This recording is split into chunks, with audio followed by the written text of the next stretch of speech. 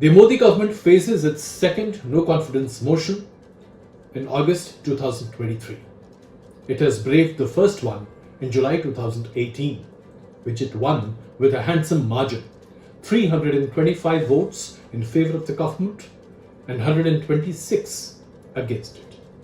It couldn't have been more resounding, as it emboldened the Prime Minister Narendra Modi to declare in 2019, मेरी शुभकामनाएं आपके साथ हैं। पूरा विपक्ष तैयारी के साथ 2023 में एक बार फिर अविश्वास प्रस्ताव लाए। आज के मौजूदा कांग्रेस अध्यक्ष मल्लिकार्जुन खड़गे पर तंज कसते हुए उस वक्त प्रधानमंत्री नरेंद्र मोदी ने कहा था, ये आपका अहंकार था कि 400 सीटों वाली पार्टी आज 40 पर खड़ी है और ये हमारा काम है जिसके बदौलत 2 सीटों वाली पार्टी आज यहां बैठी है। Like a proverbial magical statement, Narendra Modi's magic worked meticulously or miraculously, and the Bharatiya Janata Party improved its Lok Sabha tally from 287 to 303 seats in 2019. So the question is, after Prime Minister Narendra Modi's challenge during the no-confidence speech in Lok Sabha in 2023, will Modi stand with his statement made during Bachcho Ke Saath Charcha Karyakram in 2014, where he had said, future candidates for my chair will have to wait till 2029. Will BJP tally further increase as we had seen after 2019 proclamation by the Prime Minister? But first, why this no-confidence motion is being brought about? Mathematically speaking, out of 538 effective strength of Lok Sabha, N.D.A approximately enjoys the confidence of 334 members. The I.N.D.I.A alliance has a total of 147 MPs in Lok Sabha, and non-aligned parties like the BJD, TRS, YSR Congress, BSP, TDP have a total of 57 votes. Of these, TRS has also put forth its own no-confidence motion. Now it remains to be seen whether TRS will vote with the opposition alliance, that is India, or would it abstain. So the no-confidence motion is set to be defeated. No doubts about it. So here is the catch. Since August 1963, 27 no-confidence motions have been presented, all except one that was presented in July 1979 against the then Prime Minister Morarji Desai. Every no-confidence motion has been defeated squarely in India. Prime Minister Morarji Desai chose to resign rather than face the no-confidence brought against his government. So primarily, Rule 198, which provides for no-confidence motion, has predominantly been utilized to force the government of the day into a debate on issues that the opposition believes is being skirted, diverted, or bullied upon the nation by the government with its brute majority. 15 no-confidence motions were brought against the then Prime Minister I.N.D.I.A between 1966 to 1982. All 15 were defeated. Imagine she faced 3 no-confidence motions in less than a year, between July 1974 and May 1975, just a month before I.N.D.I.A government imposed emergency on the country. 3 no-confidence motions were put up against Narasimha Rao government. All 3 motions were defeated. 2 no-confidence motions were presented against Pandit Nehru, Atal Bihari Vajpayee, again all defeated. And 1 no-confidence motion has been moved against Rajiv Gandhi, VP Singh, Chaudhary Charan Singh, Manmohan Singh and Narendra Modi. all of these motions have also been defeated. So why now in 2023, when the odds are so badly stacked against the 26-party alliance, India? The immediate case for seeking answers from the Modi government is the unprecedented violence witnessed in Manipur. 90 days approximately and still counting. हिंसा का नंगा नाच जो मणिपुर ने देखा है, आजादी के बाद देश के किसी भी राज्य में आज तक ऐसा देखने को नहीं मिला है। अप्रत्याशित है ये निर्लज्जता है जो राज्य और केंद्र सरकार की चुप्पी लगातार प्रदर्शित कर रही है साहब। इंसानियत का गला घोटा जा रहा है और ये गला घोट कौन रहा है? वो जो डबल इंजन की सरकार का दावा करते रहे हैं, जिन्होंने मानवता के हर निशान को दरकिनार कर दिया है और आज शायद डबल इंजन के नाम पर इतनी बड़ी कालिख पहले कभी नहीं पुतती दिखी थी और इसे दशकों तक याद भी रखा जाएगा। Manipur is a living example of planned, organized, state-sponsored ethnic cleansing. Ethnic cleansing which we have seen in countries like Kosovo, in South African countries, or even in many other European countries. Rather than take the nation in confidence, assuage the raw nerves of a distraught society, the Bharatiya Janata Party-led central government has turned a blind eye towards the inaction, lethargy, collusion and partisan approach of the state government led by the Meithei Chief Minister B. Biren Singh. Home Minister Amit-Shah made just one visit to Manipur for 3 days after the initial reports of mass carnage. Thereafter, none of the government ministers, including the Prime Minister or any senior official of the Bharatiya Janata Party, has visited this state.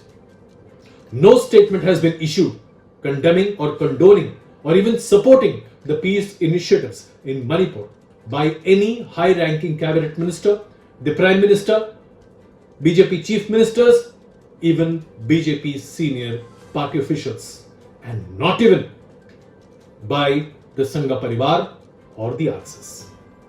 Not even after several viral videos of torture, naked parade of Koki women, atrocities on Koki women have come forth.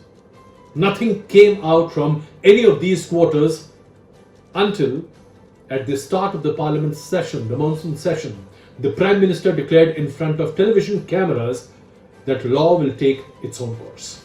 And before he uttered these words about Manipur, the Prime Minister chose to address violence against women in Rajasthan, Chhattisgarh and Bengal. The attempt to divert attention from the mayhem in Manipur towards the criminal cases against women and bringing the whole concept vis-a-vis atrocities on women in Manipur compared to the atrocities or so-called criminal offences against women in opposition-ruled states smirks of absolute nonchalance. This is something which the nation has never witnessed before. It is against this colossal disregard of propriety that the 26-party alliance India has desired to corner the Prime Minister. Needless to say, during a discussion under the Rule 198, which provides for no confidence motion to be moved within the House, the leader of the House, the Prime Minister, is expected to speak and defend his government. Since Prime Minister Narendra Modi hardly participates in debates in the Parliament, choosing to make all announcements, proclamations, and apportioning all credit for his government in public spaces, the opposition doesn't have a choice. And therefore, the opposition seeks answers from the government and the Prime Minister in the Lok Sabha. The Prime Minister has never spoken in the Parliament on all these issues. Issues like rising inflation, unemployment is staring at the country, defense deals which have been questionable, indiscriminate use of enforcement agencies like CBI and ED against opposition parties and various other quarters, proximity to business houses like Adani, The whole session, the last session, was washed out on the Adani issue. And various actions against minorities which have been raised by the opposition time and again. The point to be noted here is that between 2019 till 2023 July, the Prime Minister Narendra Modi, has participated and made statements or comments in only 7 debates in Lok Sabha. Of these, 5 debates have been as the thanksgiving motion after the presidential speech. So what is it? Why doesn't the Prime Minister address the Parliament? That is one of the questions which is now being thrusted upon by the entire 26-party opposition. The people also want to hear the Prime Minister. They want to understand his orientation. But the BJP is looking at the no confidence motion in a somewhat different manner. The BJP looks at it as an opportunity. How, you may ask? The BJP desires to convert the opposition-led no confidence motion into Modi versus the rest. Dynast, corrupt, nepotism-laced opposition versus clean, saintly, victimized Narendra Modi. It is a tried and tested formula. Has been very effective in many state elections and also in 2019 Lok Sabha election. The Prime Minister, Mr. Narendra Modi, is himself leading the charge against 26-party alliances, the I.N.D.I.A alliance, and especially against the Congress. Just look at his recent utterances where he has been comparing India, the alliance, with all forms of corruption, nepotism, violations, and backwardness. A divisive force is what he calls India. The Prime Minister has equated the 26-party alliance, India, with the Indian Mujahideen, East India Company, and even to a couple of other banned organizations. That's the level of attack that the Prime Minister is leading frontally. He is leading this attack. Especially after the day when viral videos of atrocities against Kuki women came about. The BJP and its leaders are up in arms against the opposition alliance, India. This aggression would be highly visible during the debate on the no confidence motion. Plus, you also need to understand, the BJP is in no mood to effect any change in the leadership in Manipur. Biren Singh shall continue to be the Chief Minister of Manipur irrespective of all. There is no plan of imposition of President's rule in Manipur because the BJP doesn't want to look as though it's gone on the back foot. No action would be taken by the National Women's Commission against atrocities committed on Kuki women. Rather, the NCW has been a sitting lame duck when it came to Manipur with a host of evidence and complaints against Biren Singh government and atrocities on women. National Women's Commission has done nothing till now. Neither will the central government ministers or BJP high-ranking officials offer any form of condolence for the acts of inhumanity committed over the past 90-odd days. The thinking within the corridors of power and BJP is very clear. Changing the leadership of the government in Manipur under opposition pressure would make BJP look weak and is almost tantamount to accepting the guilt of inaction. Nothing doing. The BJP will not bend. And this has been seen in many previous cases also. Let me quote a few examples. The wrestlers' agitation against Brij Bhushan Sharan Singh, do you remember that? The BJP did not utter a word. Do you remember the case of mass murder where a jeep led by or driven by a central minister, Teni's son, crushed a couple of people?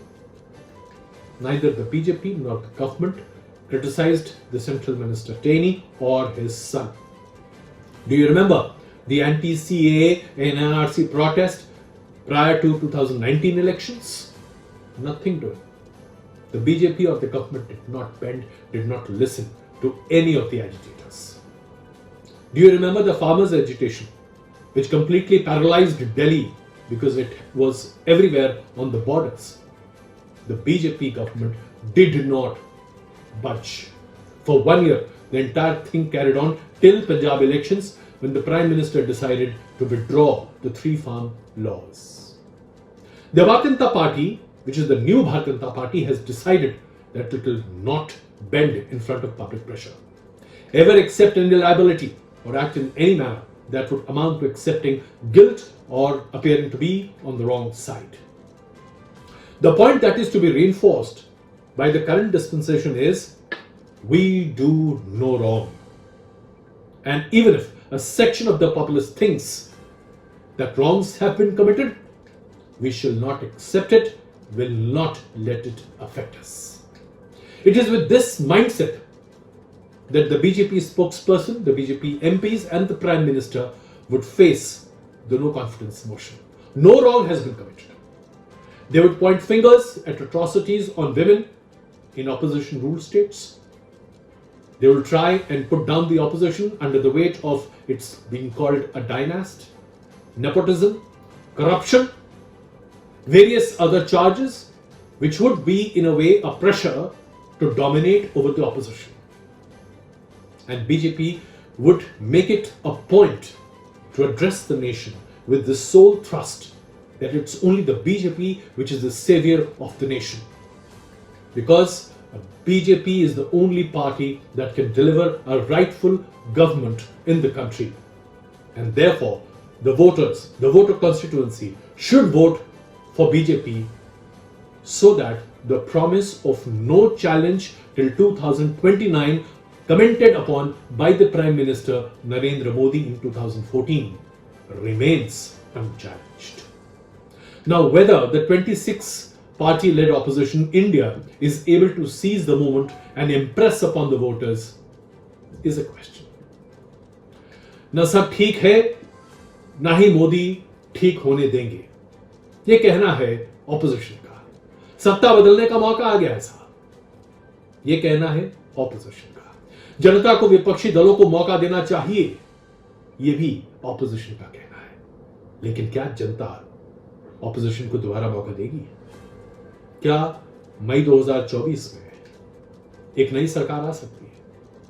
आज के देश में, आज के इस परिवेश में अगर हम बात करें, this is a virtual impossible scenario. The BJP and its N.D.I.A allies appear to be a singular composition. 26 party alliance is still need to iron out many differences within themselves. So it's a good opportunity for the nation to see how the parties debate during the no confidence motion and whether the BJP gets cornered. Thank you.